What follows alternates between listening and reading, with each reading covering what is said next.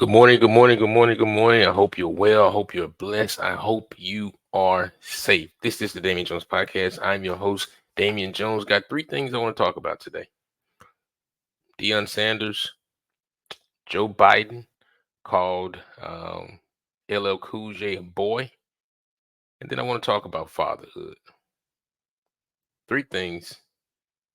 Stay with me.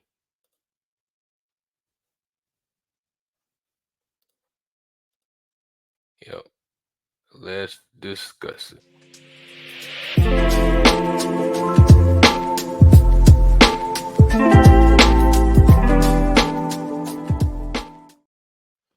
Good morning, good morning, good morning. I'm your host, the Reverend Damien Thaddeus Jones. I hope you're well and blessed wherever you may be. This is the morning of September 27th, which is actually my mother's birthday, my nephew's birthday.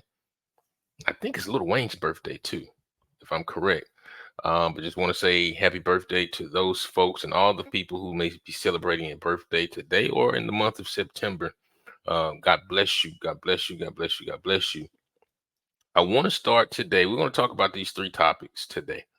Deion Sanders, Joe Biden calling LL Cool J a boy, and fatherhood. I'm a new father. So I want to also briefly kind of talk about that as well. Right here on the Damien Jones podcast, the best conversation in America. You can follow me right now on X, which I think is the best platform, social media platform right now. X, follow me at Noble Negro, as you see right down there. As we have this conversation, leave a comment, share, like, quote, tweet, whatever. If you want to send a blessing to our Cash App, it's Reverend Damien Jones as well. I'll also be uploading this to YouTube as well. But I want to start with a little inspiration for you. The verse of the day, because you always want to start with the Father. Start our day with the Word. So the verse of the day is Psalm 30, the 30th chapter and the 5th verse. One that we all know very well.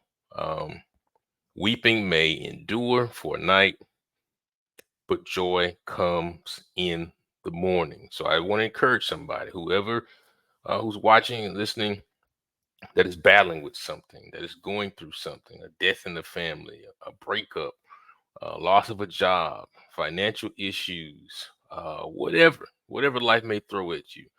Weeping may endure for a night. There's going to be some tears.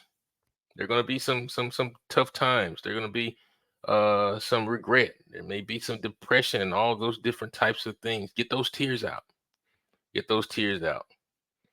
But at 12:01 a.m., that's considered the morning, and that's a new day. And man, that joy is coming abundantly, and it's a new day for a new start, for new opportunities. So be blessed in knowing that. So let's talk about Deion Sanders here. Y'all know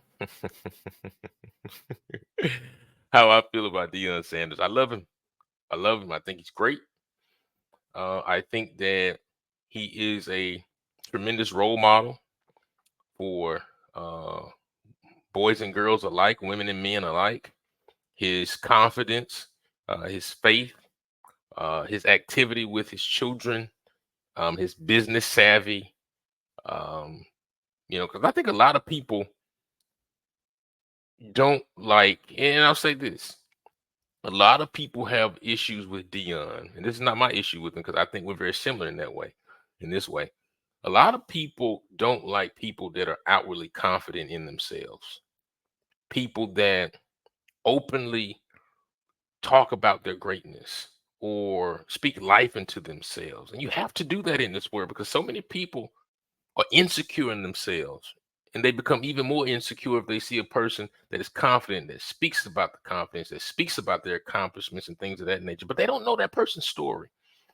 Um, I've run into that many times in my life because I'm openly confident about who I am and what I can do and what I've been blessed to be able to do. And it makes some people insecure. And so I relate to Dion in that way. I love that about him. I think we can learn so much from that standpoint, right? His ability to kick down walls and to try new things and to do things that that's on his bucket list that others may see as impossible. He continues to do that and blaze trails in that way. And it takes a lot of courage to do that. So I want to tip my hat and give him kudos there. Right. That said, I also believe that he is not above a critique, just like I'm not above a critique, just like you aren't above a critique of some sort. Okay. And I have several critiques for him, but I'm going to stay on the football side here. Now, you can go to my YouTube, and there's a video I did after Deion's first game as a collegiate head coach at Jackson State. And it ticked some people off. But the name of that video is Deion Sanders is tacky. And I still think he's tacky to this day. I like him. He's been successful, but I still think he's tacky. Right? He can improve there. But that video's down there. You can find that video. But they played Colorado. They played Oregon. I'm sorry. They played Oregon this past weekend. And there was so much hype. There was so much talk for this particular game. And rightfully so. Colorado worked their tails off to become a ranked team for the first time in a while. They came into this game as an undefeated team, one of the best quarterbacks in the country, with a lot of hype. And they played a very good team in an Oregon team led by Coach Dan Lanning, who is very accomplished within his own right. And just to be straightforward, they got the brakes beat off them. And I thought that would happen. But here's part of my issue with the way that Deion is coaching right now. It's nothing personal against him, but I don't like his coaching style. What do you mean, Damien? What do you mean you don't? Oh, you just hate. What do you mean you don't like his coaching style? I don't think there's any discipline in that locker room. I think there's a lot of nepotism in that locker room that is going to eventually ruin that locker room. I'll be honest with you. I think the whole program is an entire circus. I think it's a flat out circus.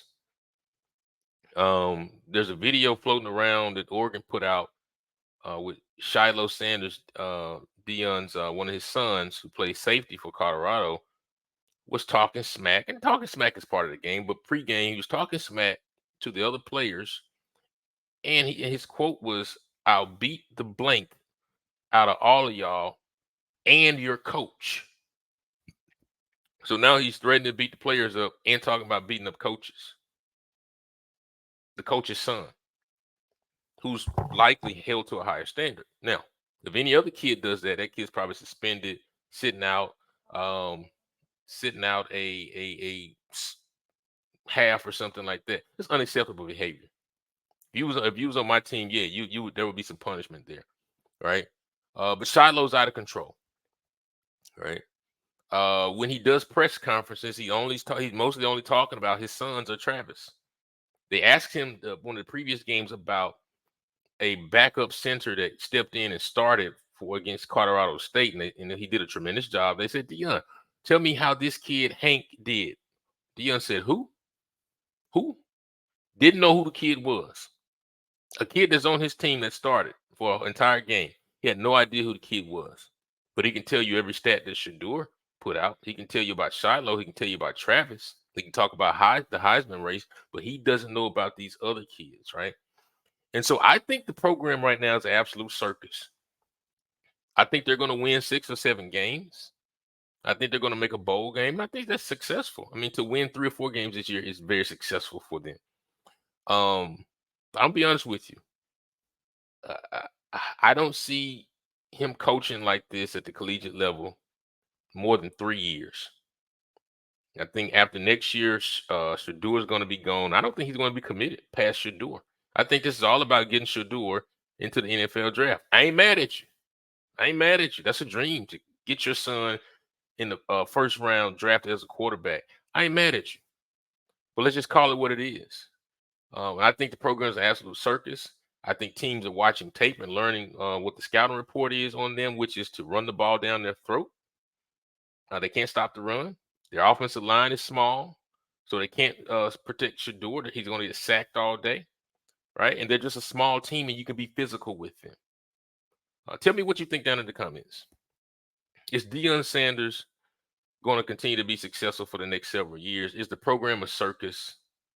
Do you agree with his coaching style? Let me know right here on the Damien Jones podcast. Let me know. Somebody's gonna say, "Oh, Damien, you hating? You always hating on Deion." No, I just have an opinion. Listen. Oh, check this out. Ryan Clark. Ryan Clark, great NFL player. Man, I should have put this tweet up. Go on my page. Those that follow me on Twitter, go on my page. And I'll retweet it here. I'll retweet it right now so y'all can see it. Go down my timeline. You'll see this tweet that I tweeted at Ryan Clark, NFL Super Bowl winner. He's on ESPN right now. Has the Pivot podcast. Doing a great job. I'm a big fan of him. And he was on First Take giving his opinion about Deion Sanders in this past game. And he was really railing against Dan Lanning, the coach for Oregon, who the TV cameras came into his locker room as he was talking to his team, firing his team up, and people want to take it out of context. Oh, he's just doing it for clicks, but he's criticizing other folks for clicks. And I think, man, it's too easy right now that we're making everything racial. Nobody wants to talk about the Colorado Buffaloes getting beat by 40 points. Nobody wants to talk about the football end of that. They just want to talk about and make it racial. Oh, people are hating on Deion. No, I have issues with Deion. I'm black. So is that racial? They call me a coon, though.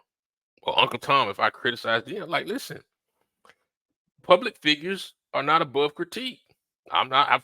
I get criticized all the time. Ryan Clark is going to get pushed back. Deion's going to get pushed back. Anyway, so I tweeted back at Ryan respectfully. I said, RC, I disagree with your take. And the ratio took off on my tweet in his comments. And I think he got thin skin and it hurt his feelings and he blocked me. Y'all got to see this tweet. I didn't say nothing crazy to him. He blocked me. And that shows you how fragile these people's ego is. They put information out here, but they don't want anybody to disagree with them. It's weird, man. Trust me, I love disagreement. I love respect for disagreement. If you disagree with anything I'm saying, tell me. Say, Damien, you are wrong, blah, blah, blah. Just don't call me out my name and I'll block you. So yeah, anyway, let's move on to the President of the United States, Joe Biden. President of the United States, Joe Biden. Make sure you follow me on X right now. This is the Damien Jones podcast, the best conversation in America. Make sure you subscribe on YouTube. Follow on X as well. Give us a like right now. Give us a like right now. Share this, quote, tweet it. Let's talk about Joe Biden for a minute. President of the United States. I pray for our country. I pray for every family in America. I pray for Joe Biden and his family, believe it or not. I pray. We all need prayer. Let's just be honest and frank and upfront about that. That said, I'm not a fan of Joe Biden's historical record. I'm not a fan of his policies over the past 40 years. I'm not a fan of the people that he has associated himself with. I'm not a fan how he continues to represent himself as president of the United States. Particularly, I'm not a fan of the ways in which he thumbs his nose at black people. Not a fan of it.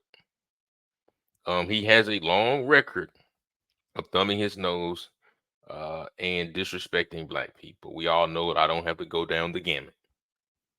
But here he is. What's Joe Biden? 80-something years old? I don't know. 80-something years old. Clearly having health issues. Some believe that he has dementia. Some believe he doesn't know what day of the week it is or whatever. Man, I think he really needs some medical help. And I don't think he's mentally fit to be president of the United States, in my humble opinion. But the voters chose him. That's another conversation. But whatever, we'll move on. But this past weekend at the Congressional Black Caucus Phoenix Award dinner, which is a prestigious big dinner that happens at the culmination of their annual legislative conference, where there's a lot of policy conversations, legislative conversations, the who's who in Black American politics comes together to continue to talk about those particular things. And then they culminate with a big gala, Phoenix Awards dinner. the president oftentimes is invited. So he was invited to be the keynote speaker. And there was a portion where he was presenting an award or introducing LL Cool J and MC Lyte, who were receiving some type of 50-year hip hop award, something like that. And Joe Biden being himself, I'm not mad at this man being himself, but he said, in talking about LL Cool J, first he screwed up his name and said Cool LLJ, and he said, and I quote, that boy,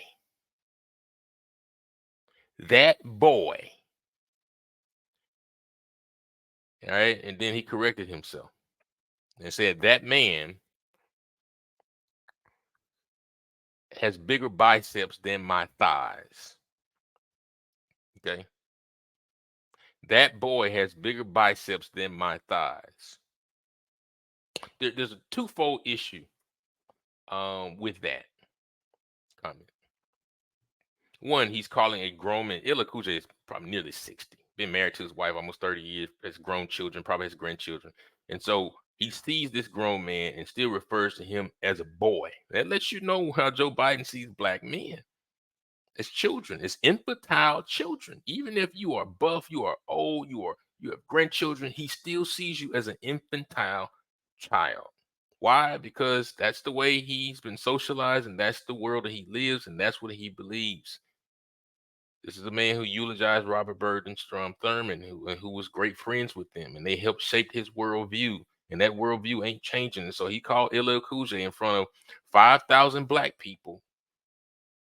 And they laughed. And they laughed. That's the thing about it. And they laughed at that. Called him a boy. But then the other part, people may say, well, oh, he didn't mean anything by it. He meant well, it was an honest mistake. Now, how many times can you make that honest mistake? The road to hell is paved with good intentions. And I don't think he had good intentions. But the other part of it is the objectification of the black male body. We're only seen as muscular he-men, right? So you want to make reference to his body, his muscular frame, not his intellect, not his musical catalog. I mean, he's a hip hop legend. We can go on and on about his songs, right? Has done great in television as well, great accolades. But the only thing you see are his big arms, and you want to make a joke about it, and the black people in there laugh about it. It is disgusting. It is disgusting in the ways in which that we are allowing Joe Biden to thumb his nose at black people and thumb his nose at our country and in the country's progress. And quite frankly, his administration is driving our country into the ground. And so I don't know how you're voting this time around. I'm voting Republican. Right? I'll be voting for Donald Trump if he's on the ballot. If he's not, then I'm voting for whoever the Republican is, because but our number one goal as a country ought to be to get Joe Biden out of office, because we can do much better. We can do much better than an administration that can't define a woman and a president that can't call a grown man a man, but instead calls him an infantile boy. Got issues there. Speaking of children, right here on the Damien Jones podcast, make sure you follow me on X, the best conversation in America. I'm a father now. We are so blessed and we are so grateful to have welcomed a new daughter here about 6 weeks ago. Man, the feeling of being a father is one that it's hard to put into words. Hard to put into words. I mean, from the whole process of knowing that we were pregnant and going through that process and doing my best to support my wife through all of that, and thank God for all friends and families who helped and supported us through it and were in my ear giving me helpful hints to just try to be a better partner from that standpoint. And then seeing my daughter come out and in the process my wife went through, just the respect levels just grows. But man, we're so blessed. We thank God for that blessing. She's just been a bundle of joy. My sleep ain't been the same. We are, we're adjusting our sleep schedule But she is just magnificent. She gives me kisses. She gives me hugs. She gives me high five. We watch Mickey Mouse together. And so, man, to those parents out there, now I know what the feeling feels like.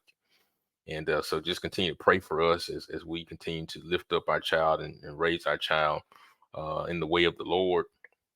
And just try to be good parents in this crazy, crazy, crazy, crazy world. So I'll end on that. But God bless you all. Thank you. Leave your comments down in the chat. Let me know what you think about the Deion Sanders piece. Let me know what you think about Joe Biden.